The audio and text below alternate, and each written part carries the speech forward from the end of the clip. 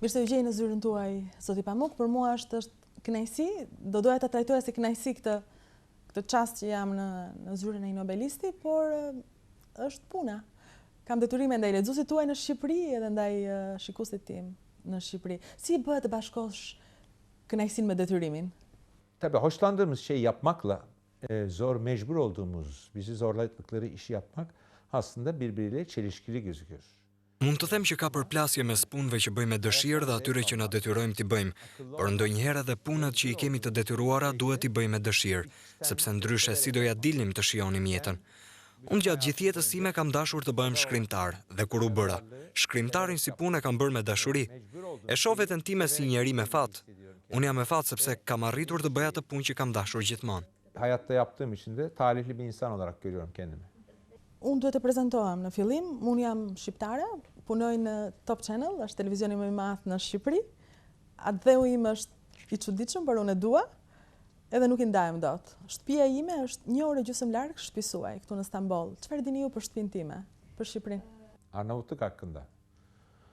Küçük bir ülke olduğunu biliyorum. Di që Shqipëria është një vend shumë i vogël, di gjithashtu se edhe kultura juaj është shumë pranë tonës, do me thënë ka ngjashmërira, ngjasim. Mund të them se edhe fjalorët e parë turqisht janë bërë nga disa shkrimtar me origjinë shqiptare. Figura të rëndësishme me origjinë shqiptare kanë ndikim të madh në kulturën moderne të Turqisë. Nëse do të vazhdoj të flas ende, do të më ngjaj sikur kulturat e dy vendeve nuk mund t'i mendojmë veç e veç, por si vazhdimsi të njëra tjetrës. Në të vërtetë Shqipëria është një vend në mes të Europës. Unë di rreth viteve të mbylljes në vetvete të Shqipërisë apo edhe për ngjarjet e rënda të disa viteve më parë. Atje kam patur shok këtu në Turqi që janë ndikuar nga gjendja që kaloi Shqipëria përpara një 10 vjeçari. Disa prej këtyre çfarë përmenda unë i kam shkruar dhe në librat e mi. Intelektualët turq e kanë ndikur Shqipërinë gjatë periudhave të ndryshme. Tani e di që Shqipëria ka kaluar në një sistem demokratik. Ky është një shtet që po forcohet, pasurohet, e shpresoj dhe dua që të vazhdoj me sukses në këtë rrugë. Ben burada ondan etkilenen arkadaşlarım vardı. Kitaplarımda bahsettim böyle şeylerden. Në fakt, tek libri i zi dhe tek libri i zi ndesh Enver Hoxhën dhe bektashizmin. Evet, çünkü aslında Po është e vërtetë, në të gjitha fushat e jetës, qofshin këto sociale, politike apo dhe fetare, fshihet diçka. Është një shpirt herëherë në trajt konspiracionesh që me kalimin e kohës formsohet ndryshe apo merr tjetër trajt. Kjo gjë është shumë e rëndësishme për të kuptuar se si tek bektashizmi, teoria e Enverit apo e Mao Zedongit që në vetvete duken gjëra të ndryshme, por nëse sheh mirë brenda, kupton se këto kanë disa pika të përbashkëta që ndoshta me kalimin e kohës bën edhe publike. Për mua është e rëndësishme të arrish të gërmosh nëpër këto teori. Sipas meje, këto janë temat për të cilat mund të shkruash një libër apo roman. Dhe meqense jemi tek shtëpia botuese që quhet Skanderbeg Books. Ju e dini që Skanderbeg është heroi kombëtar i cili për 25 vjet ka luftuar kundër turqëve? İskender yalnız Skanderi është heroi dhe luftëtari i gjithë zonës. Është e vërtetë që kemi luftuar shumë ndaj njëri tjetrit, por sa luftë, po aq edhe të përbashkëta kemi. Ndërkohë jam shumë i kënaqur nga shtëpia botuese në Shqipëri. Shtëpia botuese Skanderbeg ka bërë një punë mjaft të mirë dhe di që fali kësaj pune unë njihem dhe lexohem edhe në Shqipëri, sepse tani ka ardhur koha të mos luftojmë me njëri tjetrin, por të lexojmë libra. Por në fakt më erdhi, ishte në fakt mendimi që dikur një heroi luftonte kundër jush dhe tani nobelisti juaj botohet nga shtëpia botuese që ka heroin e luftës kundër. Si ndryshon koha, zoti Pamuk? Tabii ki kültürler çok değişiyor. Aslında hepimiz bundan 150 yıl Kulturat ndryshojnë. Njerëzit e tanishëm nuk ngjajnë me kulturat e kaluara, por me kulturën e tashme. Tani ne nuk kemi të njëjtën kulturë me atë të 150 viteve më parë. Nuk mendoj se e kaluara dhe historia e hershme duhet vazhdojnë të ndikojnë në jetën tonë aktuale.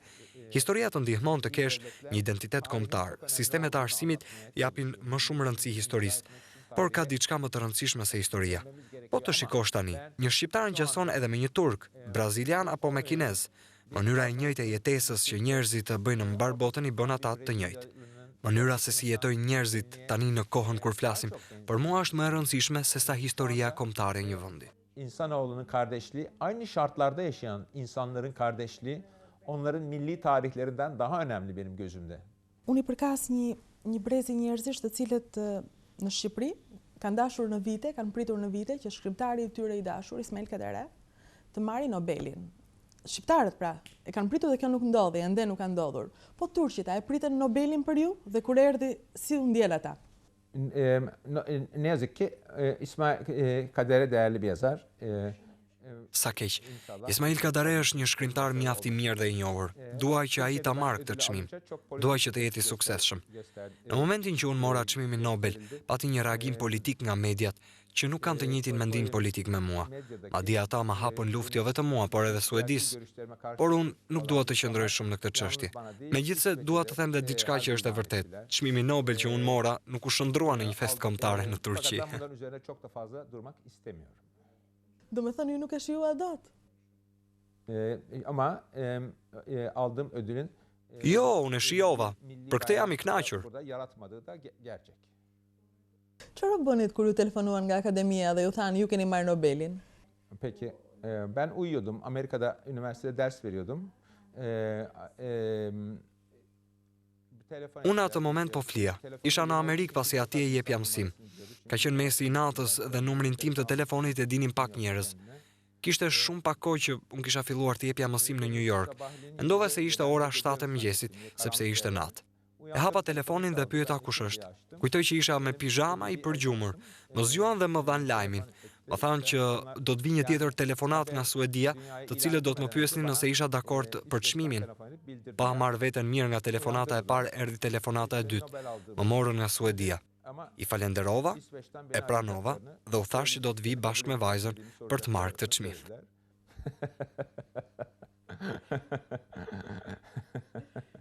Ju keni marrë një çmim, ju ishin me pijama kur e dëgjuat, mua po më duket gjithçka shumë e thjeshtë, shumë normale, ju keni marrë Nobelin dhe ne po flasim, por në të vërtetë, a ta ndryshon Nobeli jetën, a ja ndryshon Nobeli jetën, a është ai kulmi një shkrimtari, çfarë ka pas ti? Me njëherë sa e mora vesh këtë lajm, i thash vetes dhe gjithë shokëve që më morën në telefon për të më uruar që ky çmim nuk do të më ndryshojë jetën. Çfarë dua të them me këtë? Ky çmim jepet shkrimtarëve të cilët janë në moshë më të thyer.